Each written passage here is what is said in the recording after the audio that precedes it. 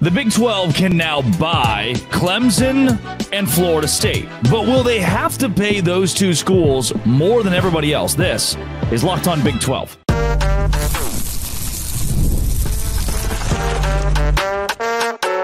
You are Locked On Big 12, your daily podcast on the Big 12 Conference. Part of the Locked On Podcast Network, your team every day. Happy Monday, everybody. Welcome to Locked On Big 12 with crossover Locked On Baylor. Thanks for making this show your first listen every single day. I am Drake Toll from America's #1 Big 12 podcast, Locked On Big 12. Also the new offensive coordinator at Appalachian State. Solid first season.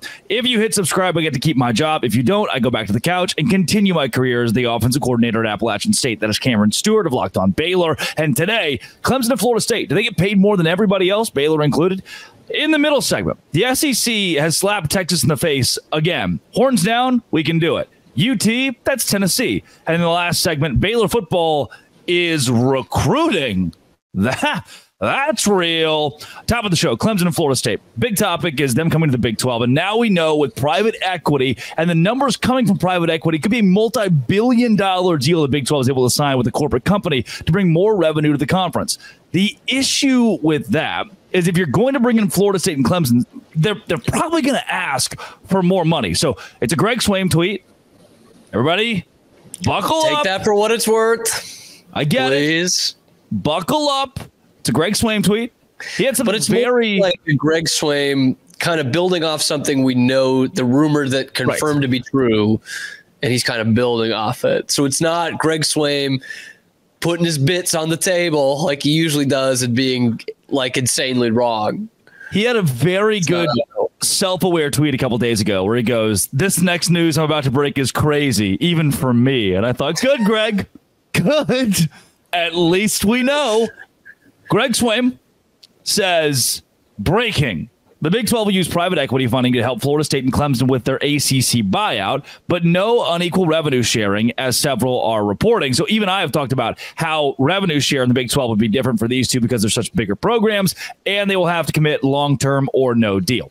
If you are a Baylor or a Texas Tech or BYU or the host of Locked On Big 12, for me, if these two schools say, hey, instead of $40 million a year, we want $55 million a year or $50 million a year, I am going to give it to them to come to the Big 12. And I don't see a world where your mark balks at that. Would you, guy who's sitting in house, or you, person listening in car that you're still paying payments on, would you, playing commissioner, give them an extra $15 million? Yes.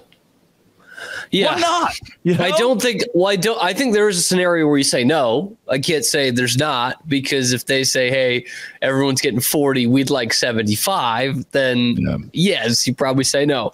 The beauty of this, Drake, is that it's not our money. So yes, pay them big time. And I did not expect this to be one of the benefits of getting private equity involved, which I did an episode of on Locked On Baylor. I don't love the idea of private equity muddling in the affairs of the Big 12 and these member schools. I don't love it.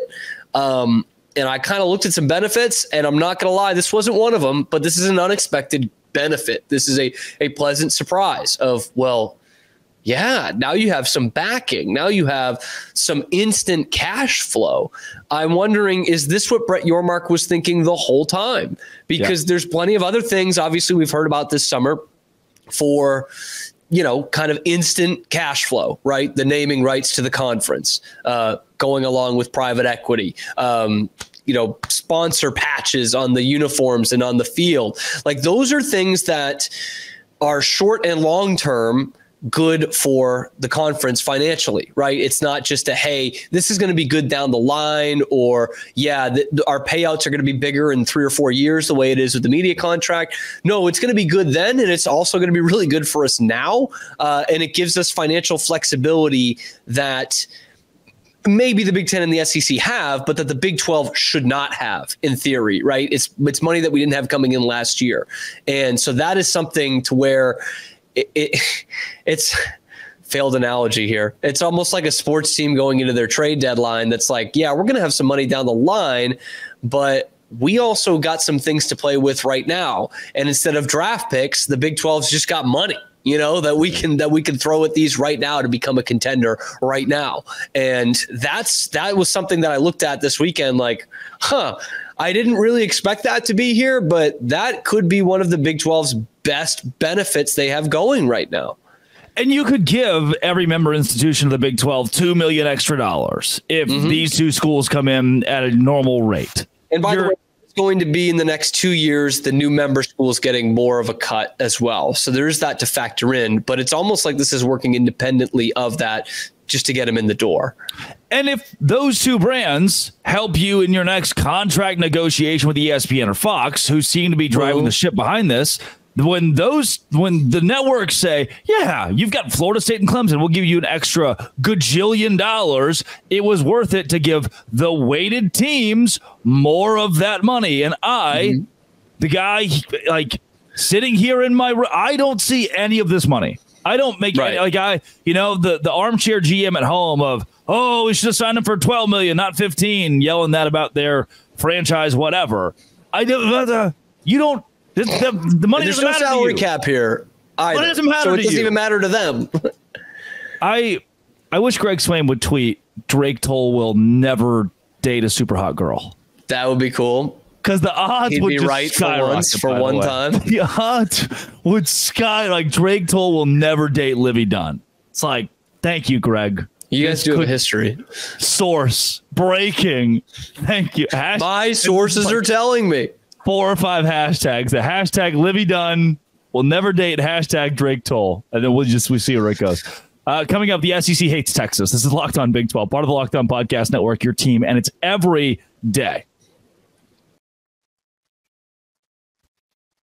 Today's episode of Locked On Big 12 with the Locked On Baylor crossover is brought to you by FanDuel. FanDuel is where I go when I need to, rent's coming up in 10 days, when I need to bet on Nick Castellanos to hit a home run during some sort of national historic event. And over the course of this weekend, if you follow it, you don't even have to follow politics. You just have to, be aware.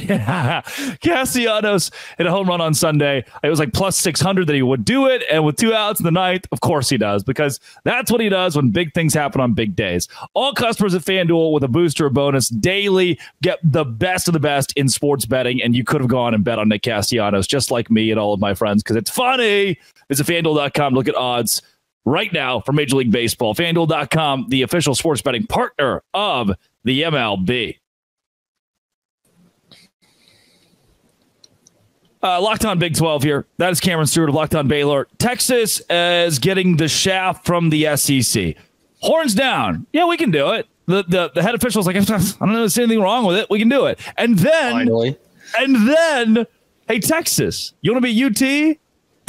Not in this conference. The SEC has made it clear that Tennessee, Knoxville is UT of the SEC, and that Texas will go by Tex, just TEX.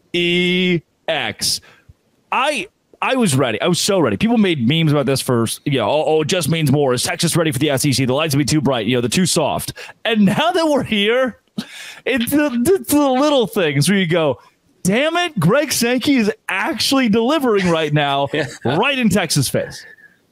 Dude, this is so such a humbling experience. It's like every sports movie you watch where the big fish in the small pond goes to the big school, and it's like, you're not special anymore. Yeah. We recruited you, we made you feel special about yourself, and now you're just another cog in the machine, so to speak. And I love that, because look, we had to deal with just so much petty UT, as in the University of Texas stuff. I didn't want to confuse it with the real UT there. Right. But we dealt with so much petty Texas stuff in this conference, and one of which, of course, being the horns down penalty, which just never was understandable. And if it was happening to Kansas State or West Virginia or Baylor, that would never be a penalty. Never, right? And now they're in the SEC, and it's like, look, we paid a little coin for you guys to get here, but you're not special. You don't have this network to save you. You don't pull the strings. You're not the puppet master of the conference anymore. This is what you signed up for. Okay. You came in here and you're not going to be the dominant brand, the dominant force. And you're just going to have to deal with that. If people want to do this after they score a touchdown on you, we're going to let that happen. We're going to let that happen because you're just another school here.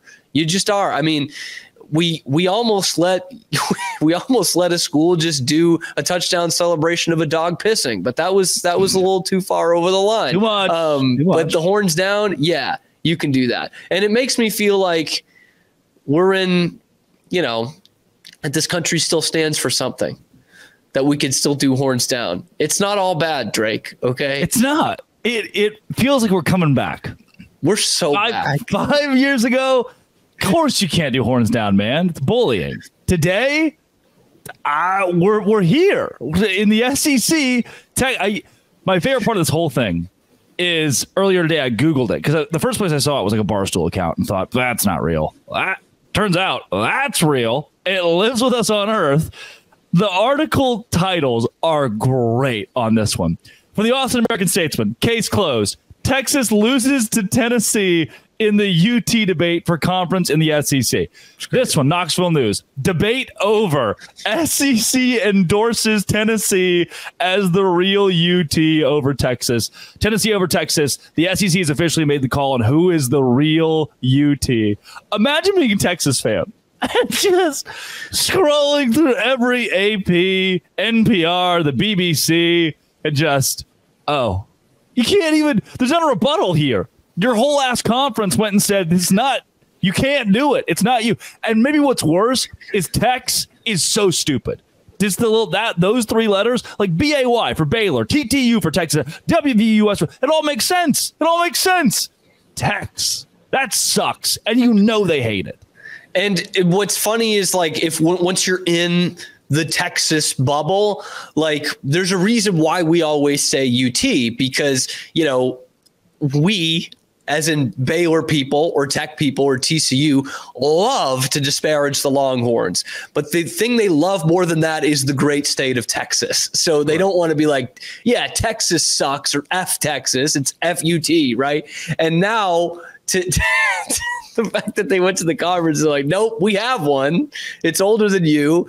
You are going to be Texas and you're going to like it. While going against what we like to do here in the state is objectively funny. I'm sorry. It just is. Is Tennessee older? I believe it's a few years older. Yeah. I mean, so they staked the claim first. Tennessee sent the people who fought the Alamo. I was going to say, if not for Tennessee, there would not be a Texas. So thank you. Much like there would be no France without us here in the U.S. So in fact, thank you to Tennessee. They're called the Volunteers because they went and volunteered. All things point to Tennessee being the real UT here and helping. If not for Tennessee, that's still Mexico. That's still Austin is Mexico. It's all West Texas. And I go to some liberal arts college in Maine or something. Oof, madam. It would all be West Mexico. Texas Tech, Lubbock would be right there with them. I am happy that they're unhappy.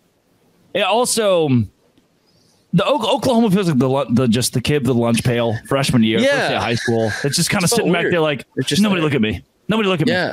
Nobody say anything. Fly, just fly under the radar, get good grades. They were the ones who were like, man, we're done. We're done with 11 a.m.s. Like, we're actually going to have some competition in this conference. When it was announced a couple of years ago, they're like, hell yeah, man. We're the ones that deserve to be here. And UT is going to suck. Sorry, Tex is going to suck. And we're going to compete in this conference. And now they're just like, happy to be here.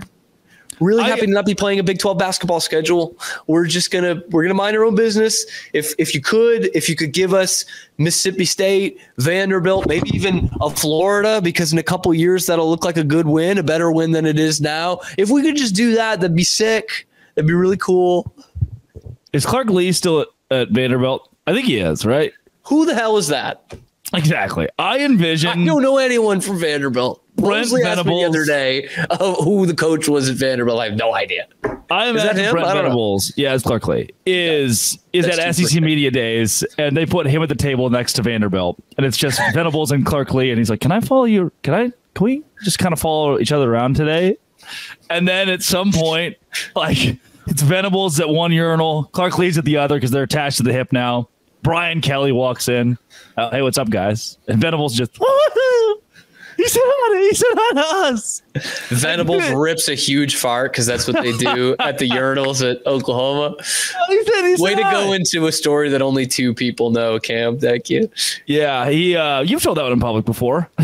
Yeah, the guy in the press box at OU just terrible press box while being in the urinal. Terrible stadium, by the way. And he was like, "Oh, sorry about that." Like Belushi and Blues Brothers when he smashes the guitar, he's just like, "Sorry." And I was just like, "Man, if you can't do it here, where can you do it?" It's America.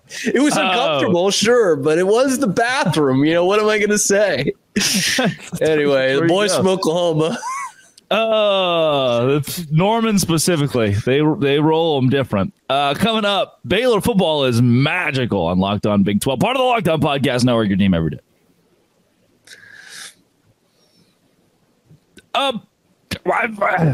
Look. You're welcome for derailing that, by the way. If anybody has been just not happy with Baylor football, by the way, going to be very clear, top of the show, they went 3-9. I didn't make them go 3-9, and I don't like that they went 3-9. I don't like that the coach that made them go 3-9, who appreciates questions or used to at least, used to hang out. Used to. And I get that I've been cynical toward the program, and I'm not a big Aranda fan. All right, let's lay it on the table. However, wow, this whole recruiting thing. Walk me through the Baylor Bears, who are the number 1 Big 12, who have the top 2 recruiters, individual human beings per 24/7 in the Big 12.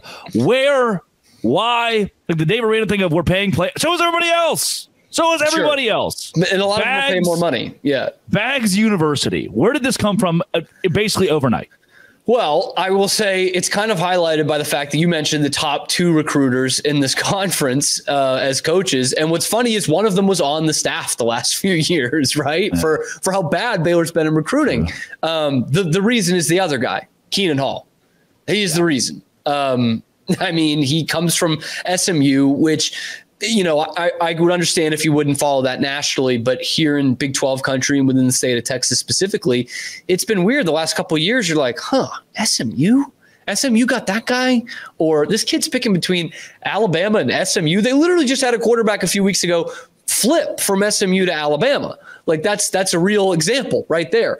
And so it's like, that's weird. And they've gotten some good guys in through the door. And then all of a sudden, Baylor hires SMU's best recruiter, makes him the associate head coach or assistant head coach, whatever it is. And all of a sudden, these guys start flipping from SMU to Baylor. And these guys who had SMU in their top 4 are picking Baylor, like big-time players. And that is the Keenan Hall effect, brother. That is it. And I don't know. I don't know how he's pulling this off. It makes you wonder, what could this guy do after they go 10-2? If that happens, this is off a 3-9, and it's bad. They lose all these home games. They're not competitive. They're never ready to play. We hear Dave's excuses after the game. I got to go on Twitter and see Drake Toll talk about how bad they are and how no one goes to the games and how they can't recruit anybody. And look, and I think I said this somewhere, I think on the podcast, I was with you on the recruiting thing for a while there. I was trying to frame the questions of like, is this good enough? Like this isn't great still. They had some nice names here and there, but it wasn't great. That was Dave's crutch to keep his job. We have a lot of that was a big thing. Young talent and a really good recruiting class. And then like 5 of the top guys left within the span of a month. And it was catastrophe, including the quarterback kid that went to Oklahoma State. Who bad, by the way, when we saw him in person. On the one game we saw is terrible. Threw for negative yardage. More passes complete to the opposing team in 4A Texas football, 3A Texas football. But I just don't. Why? How? This just all of a sudden Baylor is in the middle. And maybe the better question for me is if they do go 3-9 again, because those horses aren't in the stable yet. Correct. Do you just make Keenan Hall the head coach? Do you do what you should have done with Joey McGuire? What you could have done with Joey McGuire? Maybe. Joey also did have a dynastic reign as a Texas high school football coach too. There's worth noting. And I mean, you'd have to keep him on the staff no matter what at this point. Please. Yeah. And it's also worth noting, to the point that we kind of talked about a few minutes ago, was like, even right after official visit season, which that next week after the official visits, there's like a wave of commitments. Baylor did not have that. The July 4th holiday, we're like, they need another commitment or two to kind of shore up this class. And they've had 3 4-stars since then. And guys who are picking, who are picking them over much better teams. But that is something to keep in mind. I know there are a lot of wet blankets who come into the comment section. Oh, we don't have them until they actually come on campus. No. They're right. They are correct. And while Baylor is shoveling out some money now, they don't have endless pockets. And there are going to be other programs that are going to offer these kids bags before the end of their senior season. And like that's inevitable. And there is still a world where Baylor starts 1-3 or 2-4, and you're firing the head coach before homecoming. That's still possible. And if that's the case, obviously it's all up in the air, because Keenan Hall let's just play that out. Dave Aranda gets fired during the season. Keenan Hall might not know what his job's going to be until Christmas. And, that's around National Signing Day. The recruits aren't going to wait on that. They're going to say, well, if you don't know, I'd love to follow you, coach, but I've got these other offers from, blue blood Power 5 programs. So that is still the big equalizer here, is Baylor needs to have some momentum on the field this year, which is not guaranteed just because they have gotten some good prospects. They need to win this year. They need to get to a bowl game in order to keep that momentum going, or else you're just a team that's had their 4th losing season in 5 years.